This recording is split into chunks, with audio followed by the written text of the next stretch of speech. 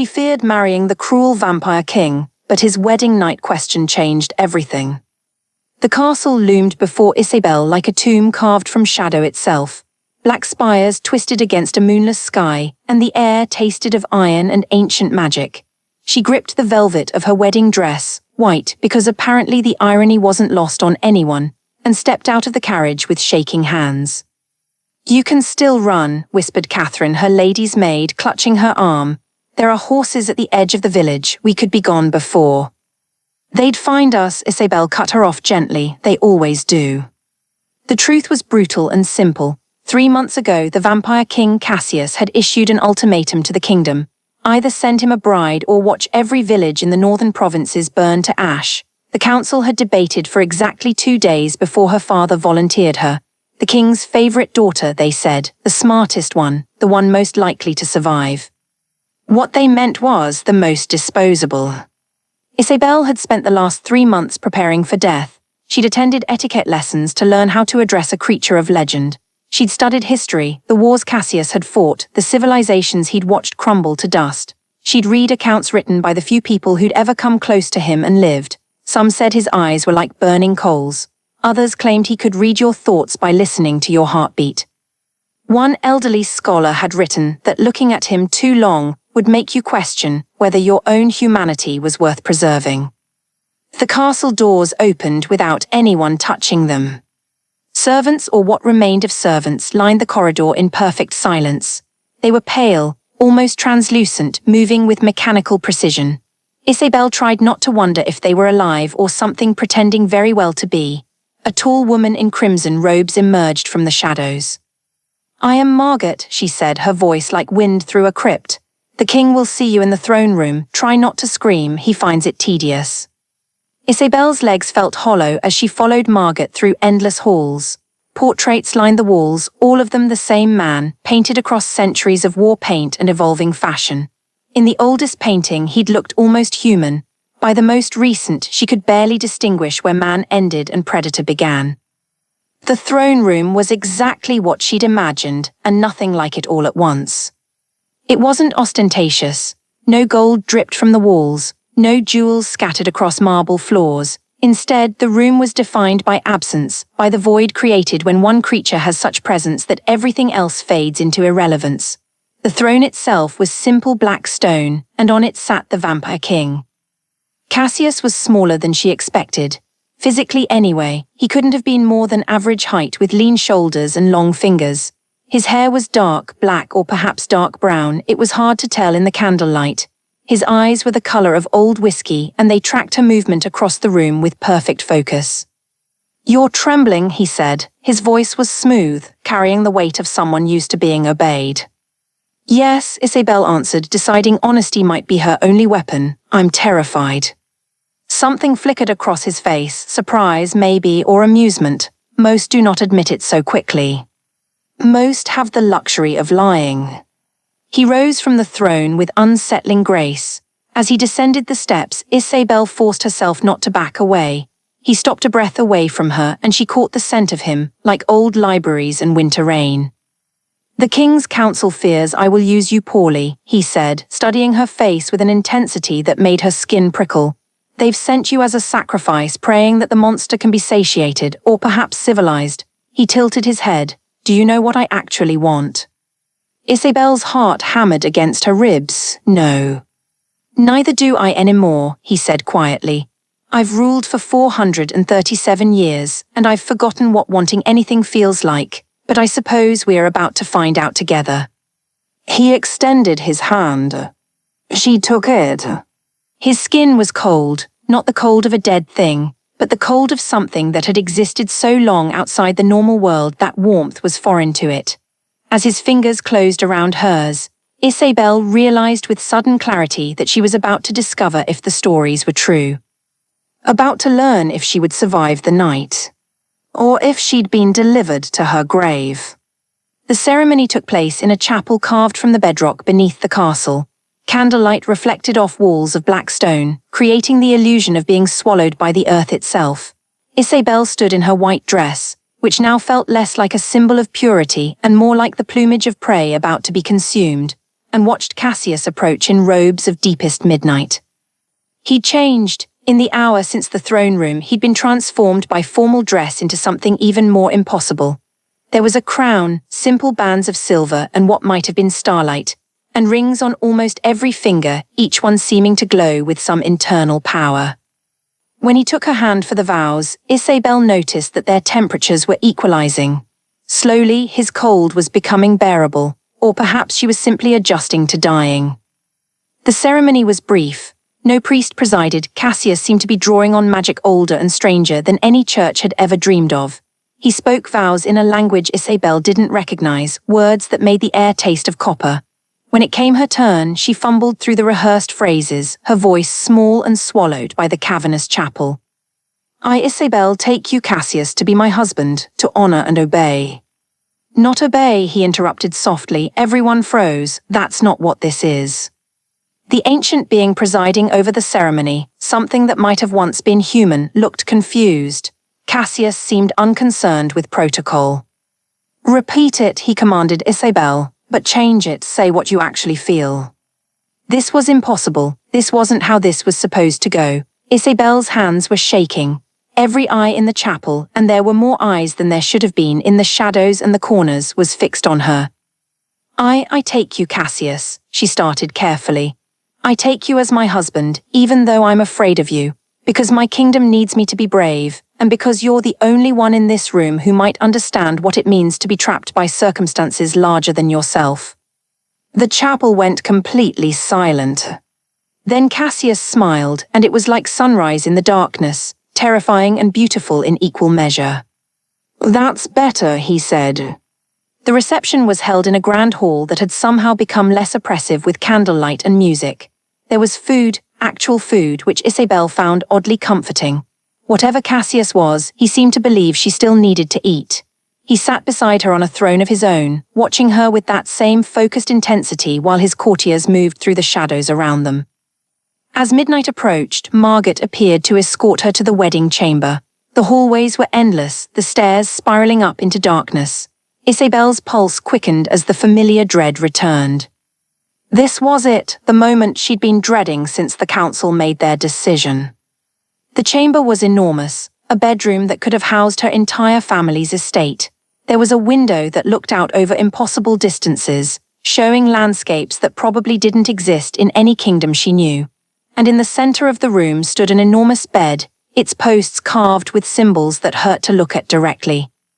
He will come soon, Margaret said without inflection. Scream if he touches you improperly. He may not listen, but at least I'll know to tell the council you tried. It was somehow the least reassuring thing anyone could have said.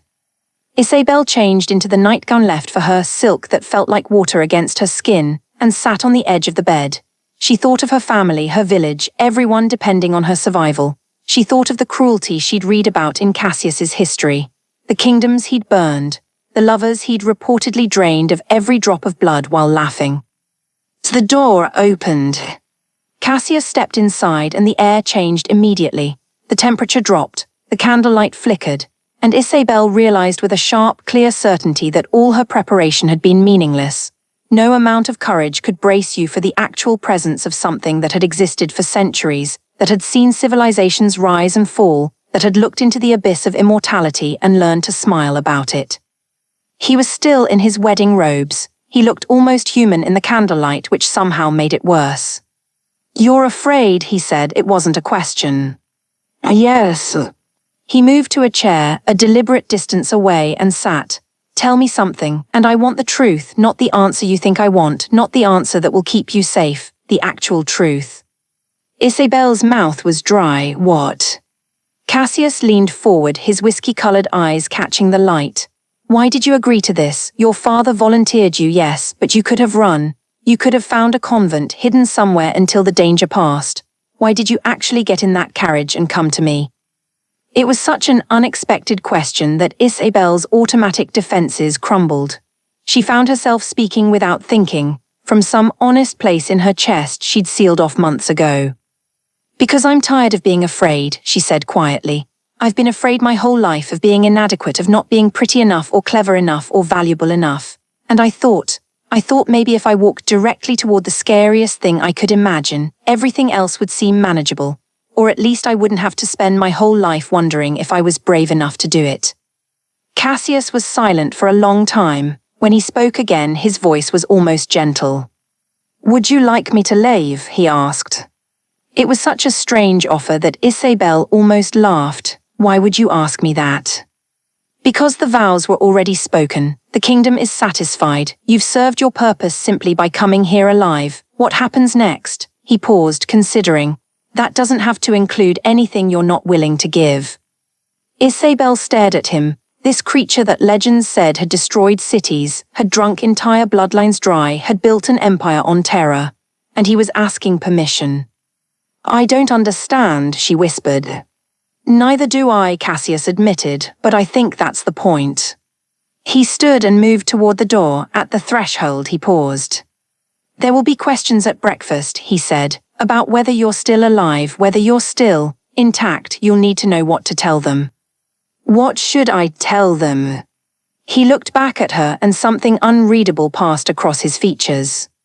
"The truth, whatever truth you decide it will be." And then he was gone, closing the door behind him with a soft click that sounded like the world shifting on its axis. Isabel sat alone in the wedding chamber, her heart still racing, her mind struggling to process what had just happened. Outside the impossible window, the stars were rearranging themselves into patterns she'd never seen before.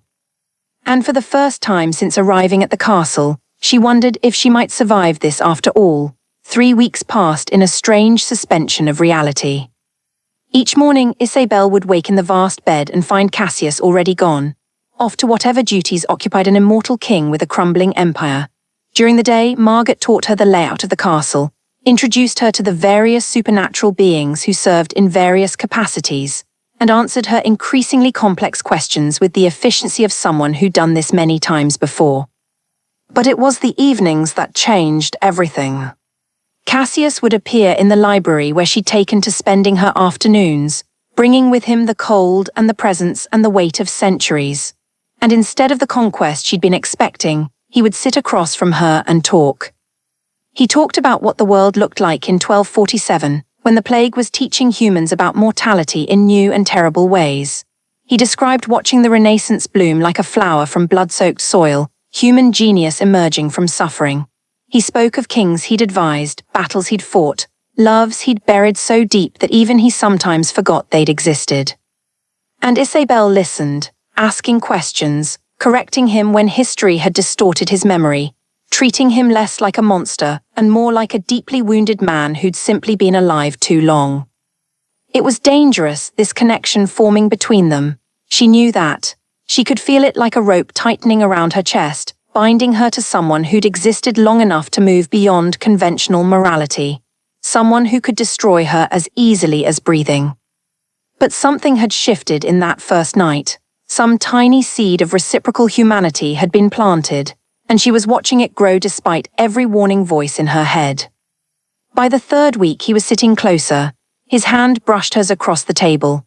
Once he'd almost kissed her. She could feel him wanting to, could sense the centuries of hunger and loneliness pulling at him, before he'd stopped himself and walked away. And then one evening, Margaret appeared in the library with an expression that made Isabel's stomach drop. "There's a visitor," the ancient woman said. "From the kingdom, the council has sent an envoy." Isabel's first thought was that they'd come to retrieve her, that something had happened with her family, or the council had changed its mind about the alliance. She was completely unprepared for the man who entered the library. He was young, probably no more than 5 years older than her, with warm brown eyes and the kind of easy confidence that came from always being told you were important. He was dressed in the colors of the Royal Guard, and he moved like someone who'd never questioned whether he belonged anywhere. "Isabel," he said, and there was relief in his voice that made something twist inside her. "Thank the gods, we weren't sure if you were." "Alive," she supplied, surprised at the sharp edge in her voice. "I'm alive, Lord. I'm sorry I didn't catch your name." "Marcus, I was your father's military advisor." He looked around the library as if seeing evidence of her captivity in the books and shadows. "We came to make sure you were being treated properly. The council wanted confirmation that the king hadn't. that you hadn't been. Drained, turned, forced into unspeakable acts, Isabel surprised herself with her directness. No, none of that has happened. Marcus looked genuinely confused. Then what have you been doing? You've been here for 3 weeks. Reading, talking, learning about history. It sounded pathetic even to her own ears, but Marcus's expression shifted from concern to something more complicated, something that looked almost like hurt. Isabel, your father sent me specifically because... He stepped closer. Because I wanted to come. Because before you left, you told me you were terrified, and I wanted to find a way to get you back, to prove that there were people who valued you for more than just your usefulness. The words hung in the air between them, and Isabel felt the ground shift beneath her. She'd been so focused on surviving the supernatural horror of her marriage that she'd completely forgotten the other dimension of her own life. That she'd had friends, people who cared about her, a future that had been stolen from her. She started, but the library door swung open with violent force. Cassius stood in the doorway and the temperature plummeted. The candlelight bent away from him as if afraid. His eyes had gone completely black, no pupil, no iris, just endless darkness that seemed to consume the light itself. My wife, he said, his voice like grinding stone, receiving visitors in my castle without my knowledge. I was brought here without warning. Marcus stepped forward, his hand moving toward the sword at his side. I have every right to. To what? Cassius moved with inhuman speed suddenly between them. To take her from me, to rescue her from the terrible monster. How very noble, how very useless. He looked at Isabel, and there was something in that gaze that broke her heart. Did you tell him you wanted to leave? No, Isabel said. Cassius, It doesn't matter what she said, Marcus interrupted. She was coerced, this entire arrangement was. Arranged by her council to save her kingdom. Yes, I'm aware. Cassius's voice was deceptively calm now, which somehow made it worse. And she came here because it was her duty, but in the past 3 weeks she's chosen to stay. She could have sent word to your council, could have demanded rescue. Instead, she's been learning the names of stars that haven't existed in 1,000 years. She's been laughing, actually laughing, at jokes older than your great-grandfather's bones. He turned away from Marcus, fixing his full attention on Isabel. And in that moment she saw the loneliness in him, the terrible, aching loneliness of someone who'd existed so long that connection itself had become a kind of death. So I have a question, Cassius said quietly, and I need you to answer it with the same truth you've been giving me every evening, the truth that hasn't been trained out of you by duty or obligation or fear. Isabel's heart was pounding. She could feel multiple futures branching out from this moment, paths where she chose her old life, paths where she chose her new one, paths where the choice was torn from her entirely. What is it? She asked. Do you want to leave? The question hung there, and in the space of that moment, Isabel realized the full weight of what she discovered in these past 3 weeks. Not just that Cassius wasn't the monster history had painted him to be, but that she'd been lonely too, all her life, trapped in a body and a role and a kingdom that never seemed to understand what she actually wanted.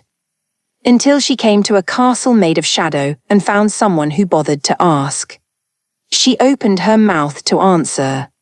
When Marcus drew a blade of pure silver and lunged straight for Cassius's heart. Everything happened in the space of a heartbeat. Cassius moved with supernatural speed but not quite fast enough. The blade sank deep into his chest, and there was a sound like the world screaming. Silver light exploded through his body, and the castle itself convulsed with the impact. As Cassius fell, blood pouring from his wound in dark streams, something caught Isabel's eye. The wounds from the silver blade weren't spreading the way they should have. They were shrinking, sealing themselves with an otherworldly speed. But that wasn't the real shock. The real shock was what she saw when the light cleared and Cassius pulled the blade from his own chest. Because standing in the doorway, stepping over his supposedly mortal body with perfect composure, was someone Isabel recognized. Someone who'd been dead for 300 years, according to every history book she'd ever read. Someone who smiled at her with eyes that held no recognition, no connection, only hunger. "Hello, sister," said Cassius, and his voice was completely different now, younger, colder, carried on the edge of true malice. The creature that looked like Marcus began to laugh. And Isabel realized with crystalline horror that nothing she'd believed about the past 3 weeks was true. That the creature who'd been so gentle, so careful to ask permission, had never been Cassius at all. And the real Vampire King was only now beginning to wake. The first instinct of any predator, Isabel learned, is to run. But she was trapped in a castle made of shadow, in a room with 2 creatures that wore human faces the way other people wore clothes, and the one she'd thought was her salvation was bleeding silver light across ancient stone. "Don't," the creature wearing Cassius's face commanded as Isabel edged toward the window. "Not unless you're tired of this life." It was then that Cassius, the real one, began to sit up. His form seemed to flicker like a candle in a draught, as if his original shape was too large or too terrible to hold in physical space. When he finally managed something approximating stillness, he was older. Not in years, but in scope. His eyes carried the weight of every century simultaneously. "Brother," he said, his voice layered with harmonics that made Isabel's teeth ache. "Still playing games after 400 years. I hoped you'd have matured by now." The false Marcus morphed, his form collapsing and restructuring until he was a mirror image of Cassius. Twin creatures, wrapped in the skin of humanity, regarding each other with the kind of enmity that only came from blood that ran deeper than oceans.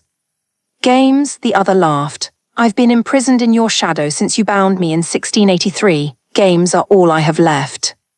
The pieces began to click into place for Isabel with horrible clarity. The way the real Cassius had been so careful never to push her. The way he'd seemed surprised by her honesty, her courage, because he hadn't been the one conducting those evening conversations. "You've been locked in my mind," the real Cassius said to his doppelganger. "A carefully sealed compartment, separated from influence, from power, from any way to hurt the world beyond what I've managed to suppress. I thought the binding would hold forever."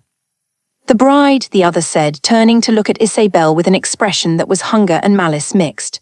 "The wedding, the vows, the magical binding of your life to another. It weakened the seals, brother. All that emotion, all that connection, it created tiny cracks. And I have so very much patience." Cassius's real form seemed to compress, pulling inward as if in pain. "She has nothing to do with this." "Oh, but she does." The false Cassius moved toward Isabel with predatory grace. "She's the reason you opened yourself up in the first place. The first time in centuries you allowed yourself to feel. How delicious, how perfectly, catastrophically human of you." Isabel found her voice, though it came out smaller than she would have liked. "Who are you?" "I'm him," the creature said. "Or I was." The part he cut away when he realized he was becoming something too terrible to exist, when he locked away the cruelty and the hunger and the part that enjoyed watching cities burn. It tilted its head. "I'm what happens when a god tries to become human. I'm the truth he's spent 4 centuries trying to deny." And in that moment, with the horrible clarity of someone who'd been played but wasn't entirely a victim, Isabel understood. The real Cassius had bound away his darkness, his capacity for true cruelty. He'd created a prison in his own mind and locked himself into it, becoming something kinder, something limited, something almost capable of love. But he'd done it by creating a second consciousness, a echo, a shadow self that contained everything he was trying not to be. "The binding was temporary," the real Cassius said quietly, addressing his bound darkness as if Isabel wasn't there. "You know this. Once awakened, you can't be re-imprisoned. We are both aware of what comes next. We merge," the shadow said with something like joy. "We become whole again, terrible and magnificent and finally free from this ridiculous experiment in restraint." "No," Isabel said. Both creatures turned to look at her, and for the first time she felt the full weight of their attention. It was like standing in the path of an oncoming meteor. It was like trying to hold back an ocean with her bare hands. But she'd come to this castle to die if necessary. She'd made peace with that possibility weeks ago, so she had nothing left to lose except her voice. "You said we had a connection," she addressed the creature that wore her lover's face. "You said in 3 weeks I chose to stay, that I laughed and learned and chose you. And if that's true, if any of that was real, then I'm not going to let you just collapse into yourself. I'm not going to let you give up." "The girl is sweet," the shadow said. "I almost like her. Doesn't change anything though." "But it does." Isabel moved closer, directly between the 2 aspects of the same creature. Her legs were shaking, but her voice didn't break. Because you're binding yourself together out of inevitability, not choice. You're both assuming there's only one possible outcome, but what if there isn't? There is, the real Cassius said heavily. The darkness always resurfaces, the mask always breaks. I've been foolish to think otherwise.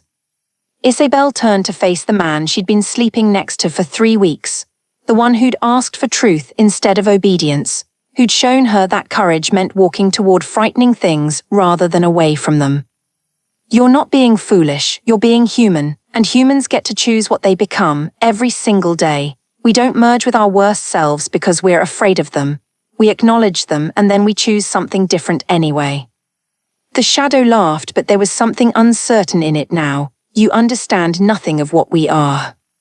You're right, Isabel agreed, but I understand choice, and I'm choosing to stay, not because I'm naive about who you both are, but because for the first time in my life I get to pick my own path, and I'm picking this one. There was a sound like reality fracturing. The castle began to shake.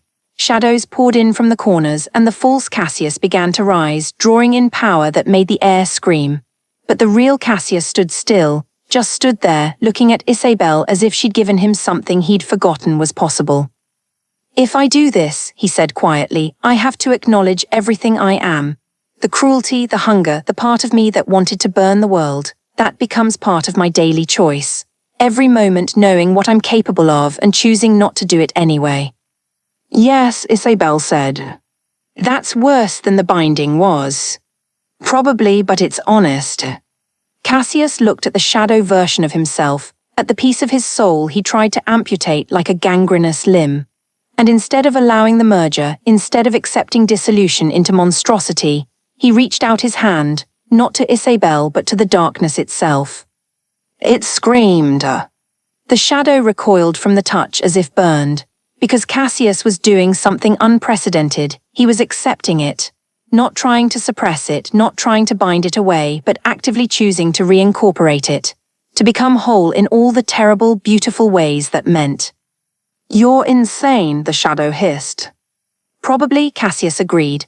But I'm choosing to be. That's the difference between you and me now. You haunt me because you're what I'm afraid of, but fear only has power if we let it control us. So I'm taking you in. I'm acknowledging that I'm capable of cruelty, of destruction, of all the darkness you represent. And then I'm choosing not to exercise those capabilities, not because I can't, but because I choose not to. The shadow began to dissipate, collapsing back into Cassius like water returning to a cup. There was no violence in it, no struggle, just acceptance. When it was done, Cassius stood alone, looking exhausted, damaged, but somehow more real than before. The silver light faded from the wounds in his chest. The castle stopped shaking. That binding won't work again, he said to Isabel. And his voice was different now, no longer gentle or careful, but carrying the weight of honest, hard-won choice. Now that I've acknowledged the darkness, it's part of me always, which means I'm dangerous in ways you understand more accurately now. I know, Isabel said. And you're still here. I'm still here. He reached for her, and for the first time, when his cold fingers touched her skin, she didn't flinch or fear, she simply held on. The kingdom did send more envoys, of course, but this time there were no rescue attempts. Instead, there were trade agreements, an alliance, a strange but workable peace between human and vampire, brokered by a queen who understood that the most dangerous creatures were often the most capable of growth. Isabel never returned to her father's kingdom, though she sent letters. She became, over time, something more than a diplomatic hostage and less than a conventional queen.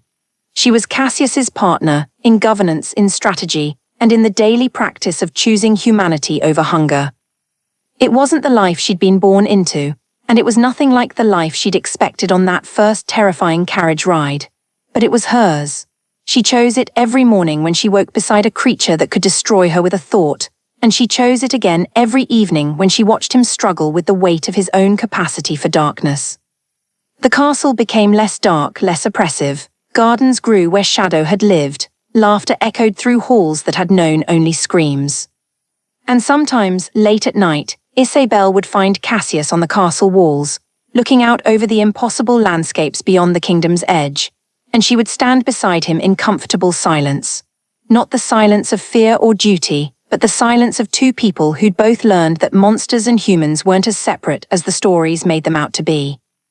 That the real magic wasn't in remaining unchanged. It was in becoming brave enough to change anyway.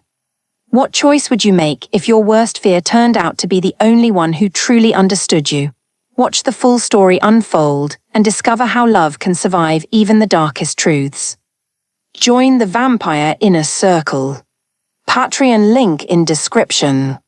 The full extended version is available on Patreon.